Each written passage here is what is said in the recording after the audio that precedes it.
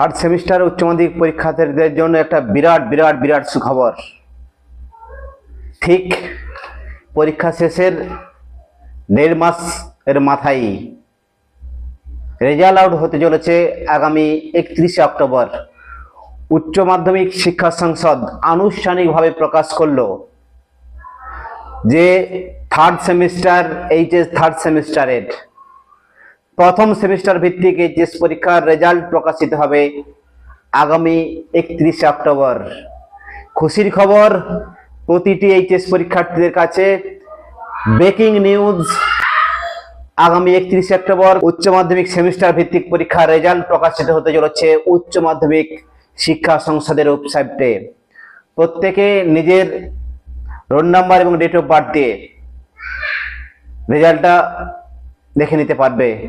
আরো একবার বলি, সংবাদ মাধ্যমে প্রকাশিত খবর, আগামী 31শে অক্টোবর পরীক্ষা শেষের ঠিক 1 মাস 13 দিনের মাথায় সেমিস্টার ভিত্তিক প্রথম উচ্চ মাধ্যমিকের রেজাল্ট প্রকাশিত হবে আগামী 31শে অক্টোবর। উচ্চ মাধ্যমিক শিক্ষা সংসদ আনুষ্ঠানিকভাবে আজ তা প্রকাশ করলো।